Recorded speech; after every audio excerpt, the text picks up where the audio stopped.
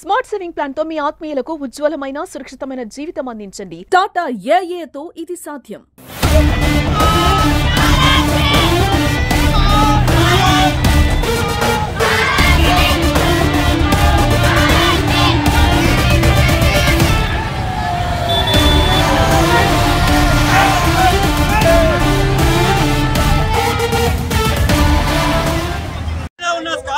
అలాగే best available school scheme కి ఏదైతే పెండింగ్ లో ఉండడం జరిగిందో వాటి వెంటనే విత్డ్రా చేయాలని భారతీయ విద్యార్థి మోర్చా ఆధ్వర్యంలో పెద్ద ఎత్తున భారీ ర్యాలీ నిర్వహించడం జరిగింది. ముఖ్యమంత్రికి డిమాండ్ చేస్తా ఉన్నాం.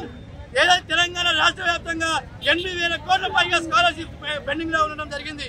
దీని వలన విద్యార్థులు పై చదువులు చాలా ఇబ్బందులు పడతా ఉన్నారు. ఈ ప్రైవేట్ కార్పొరేట్ విద్యా సంస్థలు పూర్తిగా టీసీలు మెమోలు ఇవ్వకుండా విద్యార్థులు చాలా తీవ్ర ఇబ్బందులు గురి చేస్తా ఉన్నారు. అలాగే పెండింగ్ లో ఉండడం వల్ల విద్యార్థులు పై చదువులు దూరం అవుతా ఉన్నారు. వెంటనే ముఖ్యమంత్రి ఆలోచించాలా. అయ్యా ముఖ్యమంత్రి గారు వెంటనే పెండింగ్ లో ఉన్న స్కాలర్షిప్స్ వెంటనే విడుదల చేయాలా. అలాగే రాష్ట్ర విద్యాశాఖ మంత్రి వెంటనే కేటాయించాలని డిమాండ్ చేస్తా ఉన్నాం. లేకపోతే భారతీయ విద్యార్థి మోర్చా అలాగే విద్యాసంఘ ఆధ్వర్యంలో పెద్ద ఎత్తున ఆందోళన చేస్తామని హెచ్చరిస్తున్నాము. మీరు ఏదైతే ఈ 15 తారీఖు నాడు కాంబేటి పర్యటన ఉందో ఆ పర్యటనలో పెండింగ్ లో ఉన్న స్కాలర్షిప్ విడుదల చేస్తామని ప్రకటించాలా.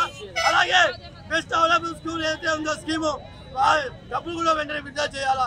లేకపోతే పెద్ద ఎత్తున ఆందోళన చేస్తామని చెప్పి అలాగే మీ పర్యటన అడ్డుకుంటామని కూడా హెచ్చరిస్తా ఉన్నాం.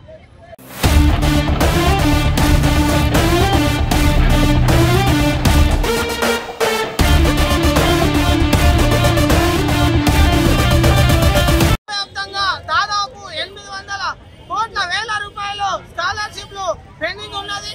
ప్రధానంగా ఇప్పటి వరకు ప్రజాపాలన అని చెప్పేసి విద్యార్థుల బలిదానాల మీద ఏర్పడే తెలంగాణ రాష్ట్రంలో విద్యార్థుల కోసం ఇప్పటి వరకు స్కాలర్షిప్లు ఫీజు రియంబర్స్మెంట్లు విడుదల చేయకుండా కనీసం విద్యాశాఖ మంత్రిని కేటాయించకుండా రేవంత్ రెడ్డి విద్యా వ్యవస్థను పూర్తిగా నిర్వీర్యం చేస్తా ఉన్నాడు. ఒకవైపు ప్రైవేటు విద్యా సంస్థలు అక్షరాలతో లక్షల వ్యాపారాలు చేస్తా ఉన్నారు. మరి పేద విద్యార్థులకు స్కాలర్షిప్లు ఫీజు రియంబర్స్మెంట్ విడుదల చేయకపోతే విద్యార్థులు పాఠశాలల్లో కావచ్చు కాలేజీలో కావచ్చు సర్టిఫికెట్లు తీసుకునే పరిస్థితి లేదు. పేదవాళ్ళు మహబూబ్ నగర్ లో ఒక విద్యార్థిని మరి ఆత్మహత్య చేసుకొని చనిపోయింది. ఆ ఆత్మహత్యకు బాధ్యుడు రేవంత్ రెడ్డి అవుతాడు. ఈ కామారెడ్డి పర్యటనను భారతీయ విద్యార్థి మోర్చా ఇదే వేల మంది విద్యార్థులతోని రేవంత్ రెడ్డి పర్యటనను అడ్డుకుంటాం.